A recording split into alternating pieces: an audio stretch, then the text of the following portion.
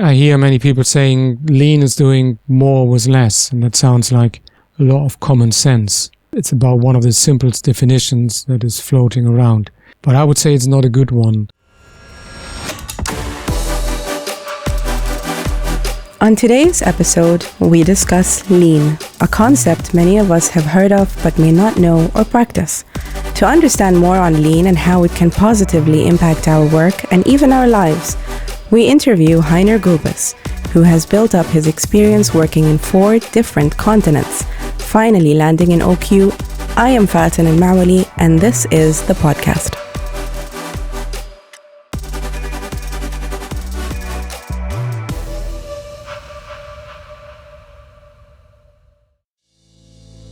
Welcome, Heiner, and thank you for being here. Thank you for having me and the opportunity to promote lean a bit more and a bit better in OQ. Amazing. I look forward to talking to you about that. But let's start off with your experience. So you've moved through 4 different continents to get to where you are today. Tell us a little bit about that and a bit about yourself. Yeah, 4 seems to be like a lucky number for myself. And many people would say it's 7. Don't know why. For us, it's 4. And for us, it's for my wife and myself. We are blessed with 4 children. I wish I could say they are from 4 continents, but they aren't. But we moved with them through 4 continents, which was quite an undertaking, but also a very clear framework for us. You can already hear myself talking in lean terms and clear frameworks. But for example, we said we would only move with the children and we will not go to any camp life situation with them because we felt that would be too artificial of an environment. Mm-hmm. And they needed to emerge in the cultures. And the cultures were, for example, sometimes pretty rough, like in Bangladesh. We lived there for 4 years when I worked there. We were in Gabon, which is straddling the equator. This is again in the tropics, or very hot and humid. We were in Colombia at the time of Pablo Escobar, so when there was a high degree of terrorism and kidnapping. Wow. So they had very many precautionary measures. Being in Oman is then like breathing fresh air, but over there I needed armed bodyguards, armored vehicles. Sites were cleared before I could go there. Wow. And still, working was fun and people on the ground are happy. Mm-hmm. They're as happy as people over here, not as rich nations that we've seen, but Oman is it's very nice to be here. And it's at the moment with the children, they're all grown-ups, and again the number 4 comes up. We're living at the moment in 4 different capitals. Mm-hmm. So without any ranking, I would take them alphabetically, right? So Amsterdam, Berlin, London, and Muscat, last but not least. So the kids are all over the places. They are children of the world. Yeah, and that's a number 4. And ever since I had the opportunity of acquiring lean skills in different cultures and through different settings. That's fascinating.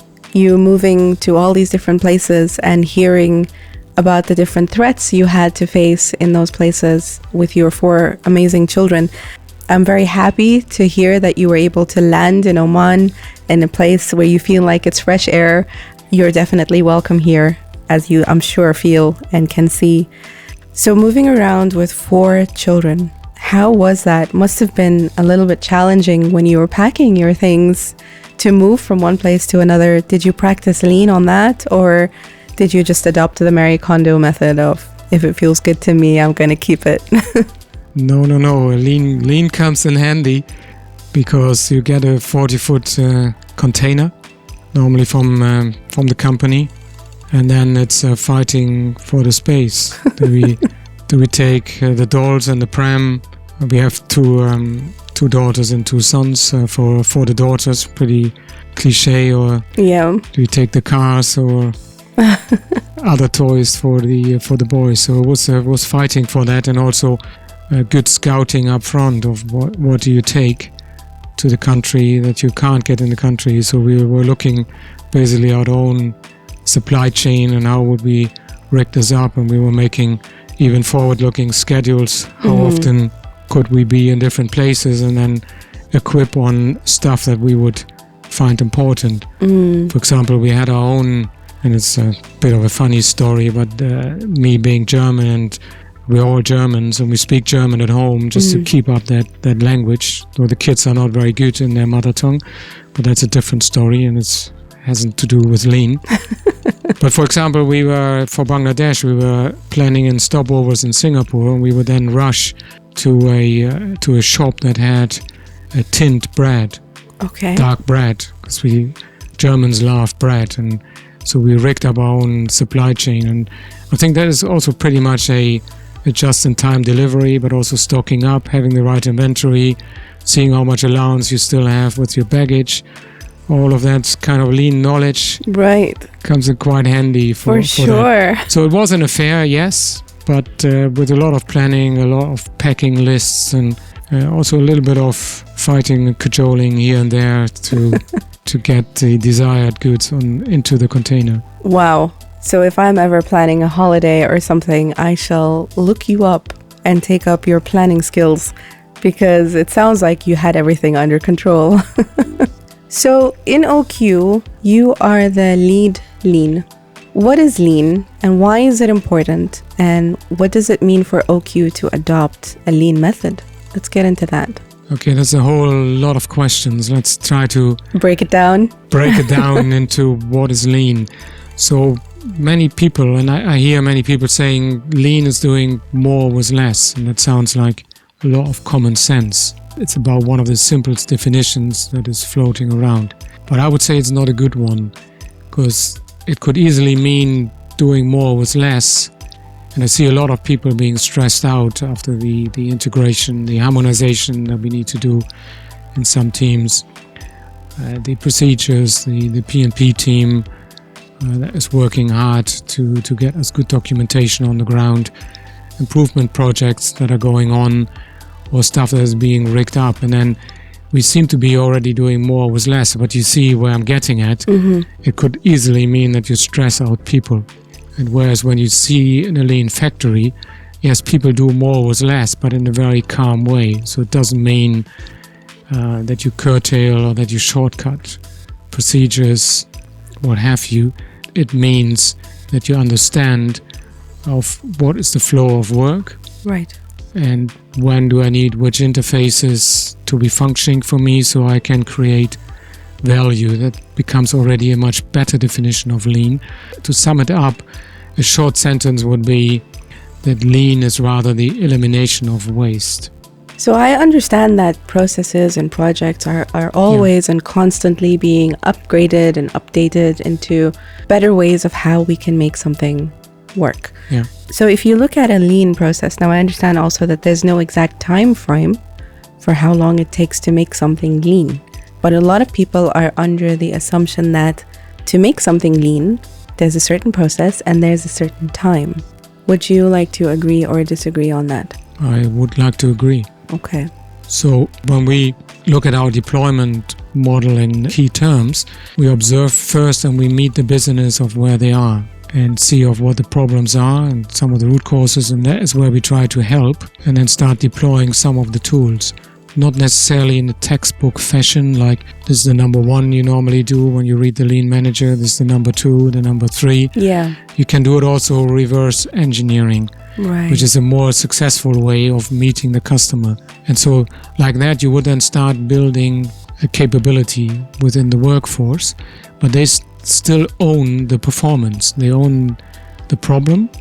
We don't take away the problem. I don't run around with hundreds of monkeys on my shoulder. Mm-hmm. It remains their problem, but also their performance. So when then the improvement comes, it is their achievement. It is not the lean guys who have done it or who report it out.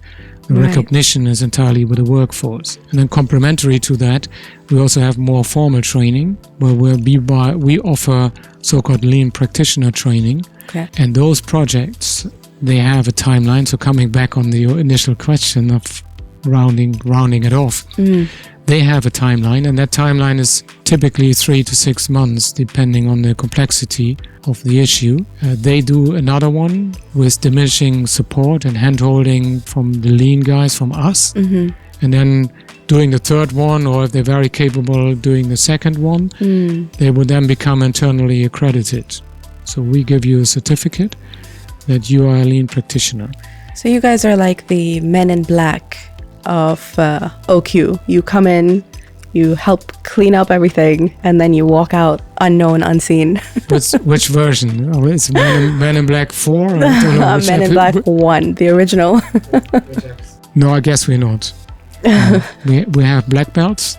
I'm wearing a black belt in my trouser. No, joke aside. Yeah. Yeah, no, we bring certain skill sets, but we don't kind of hang it up there. And take credit.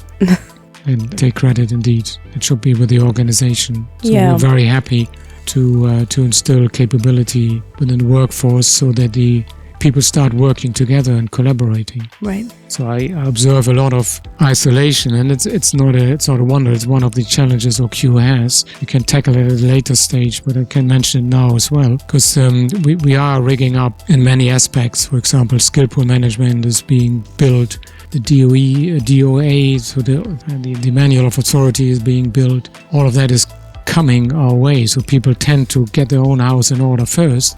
Before you know it, you work in splendid isolation. Again, lean can help that you start working together at the interfaces, but also that you identify what is the value flow here, what is the product that I need to deliver, and who's playing which role to give me a successful, finished, quality product. Okay. So on the topic of finishing, completing successful products, that makes me think about the time that I traveled to Japan in 2018, just before the world started going crazy. And I was fortunate enough to visit the Toyota factory and to observe firsthand how they use lean directly in everything that they do for the production of their cars, basically, until they come out with their final product. And while we were there, we heard about the practice of the 3 M's, which is Muri, Muda, and Mura. And I can imagine that that's also something you were taught when you were going through your training to receive your belts. Can you tell us a little bit about that and Sure.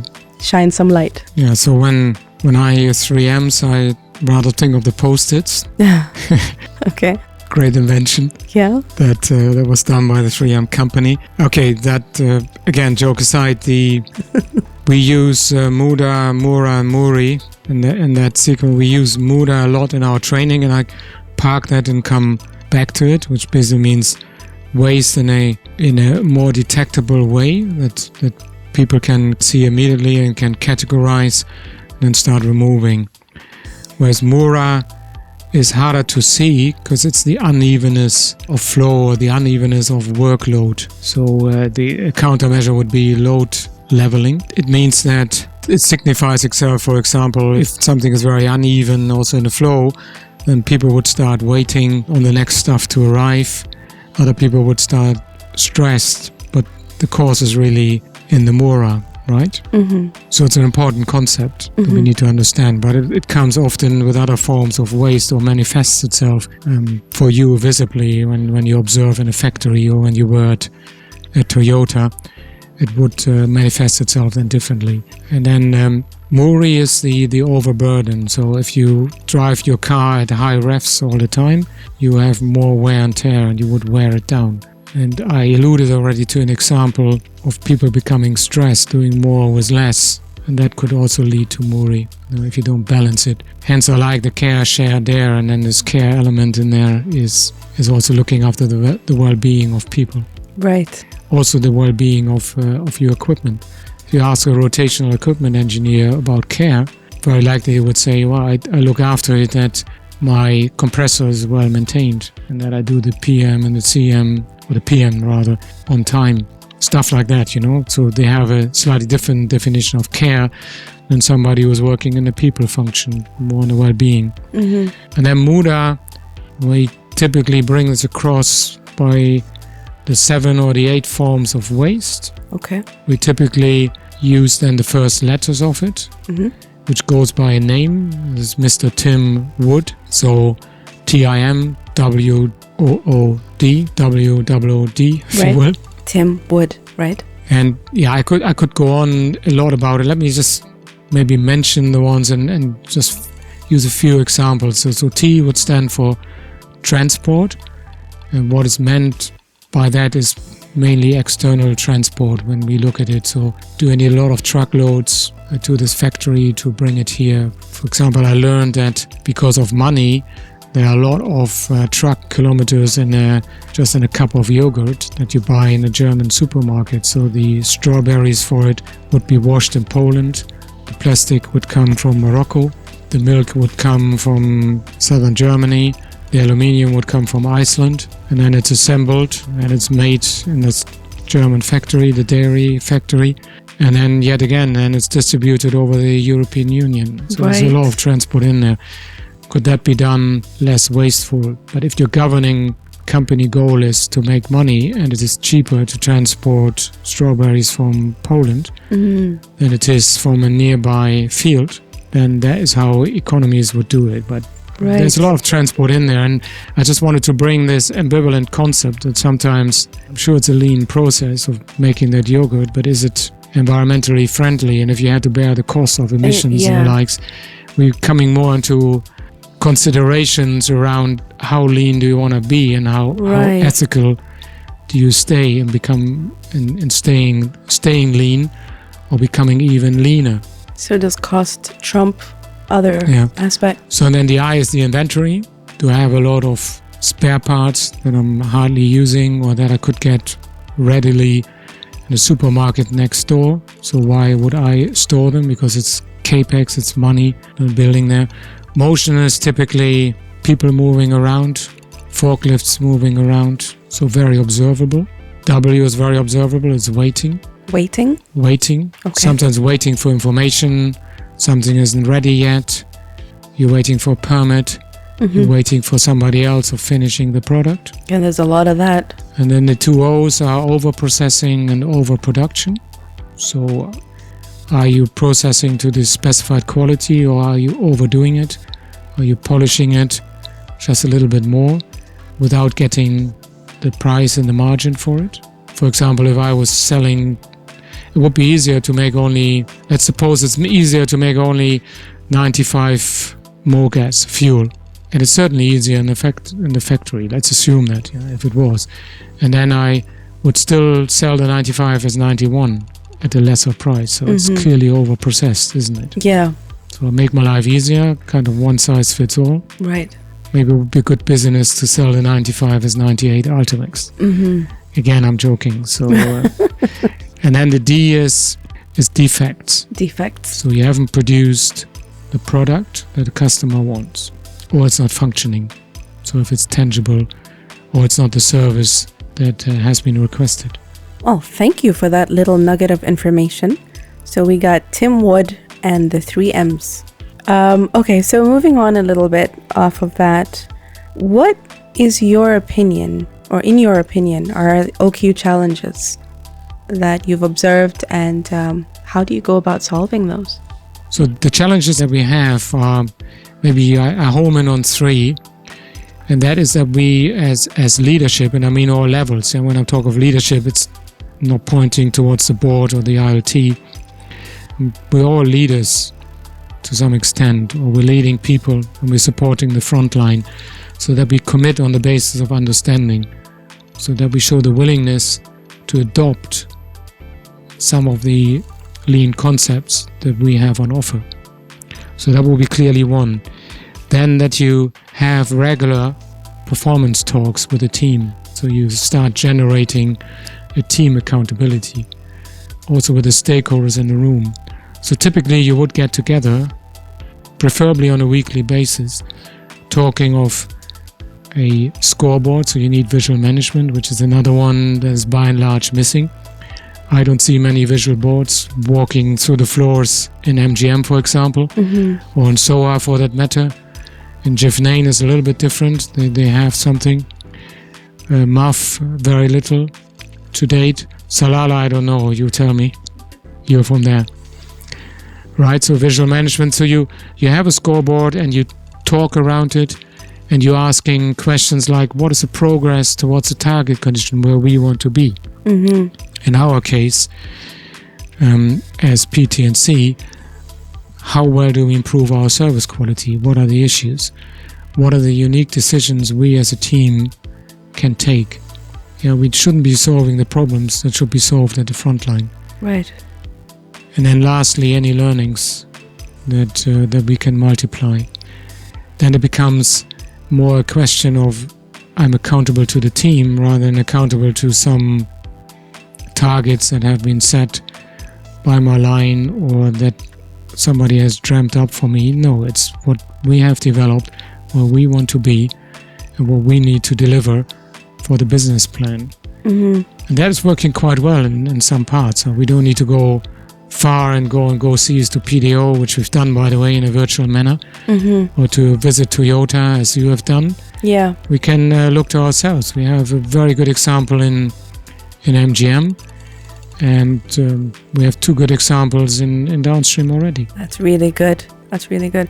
So it's wonderful to me to hear that you're walking them through all of the processes and not just, you're properly guiding them without overshadowing them. So earlier when we were talking, you mentioned how OQ has a golden opportunity. Can you tell us a bit more about that? Did I say golden or silver? You said golden. Your words, not mine. Okay. No, I certainly do think that. Look, we are merged. We are an integrated company. We are internationally positioned. We have young people. We have a lot of talent on the ground. We have a framework that I envied when I was first approached, like the care, share, dare. And that is really second to none. And on that, you can easily dovetail the lean management into it and live all those values and bring them to life. Integrate the company, make the value visible, and start lifting it, because we are so nascent almost everywhere, and we have worked a little bit in isolation because we are getting our own houses in order at the moment. So we lost a little bit the connectedness to the other departments and the interfaces, and lean would rectify all of that, and you would just see the cash coming in. And you would also see in our exercises, you can see that people would work very calmly reaching their targets. Let's go and get it. Okay, so I have one more question for you, Heiner. Do you incorporate lean into your own lifestyle? And how about us, non-lean experts? What advice can you give us on that? So the best example is that my wife and I employ lean principles in the kitchen. So we would think of where do we place what? Okay. Dishes opposite the dishwasher, if we have a chance to design it, that is. Right. Yeah? Here in Oman, that is not the case. So the kitchen is what it is, but you can still move the equipment around within limitations. You can think of your inventory. How much do I keep? How much in the supermarket? What's the time required to get something from the supermarket if you don't have it? Right. Or do you have a signaling system of stock? And if you don't have that, and I didn't have that in the past, then I was always somehow attracted by, hey, buy one washing powder, get one free. So you couldn't imagine how much washing powder we had at home. I can actually. Because we didn't have a good stock management and good inventory management. I can only imagine. So using the actual Tim Wood in your lifestyle every day, any day, on anything. There's a great video where a guy in a very clumsy manner produces toasts. They're half black. Okay. And brings them to his wife. And she says, I don't like toast with resin. So it was a complete failure what he produced and also how he produced it. And it's a great video. If you find it on the internet, we use it for teaching. So it's the before and the after situation. Then you look at it, you start discussing all the waste, you start removing it, and then you see the picture perfect fabrication of toast to customer specifications. I love that. That sounds like the exact description of lean to me. Heiner, thank you so much. This has been so illuminating. Thank you. Thank you for having me, and really time was flying, so I enjoyed it. Thank you. Thanks.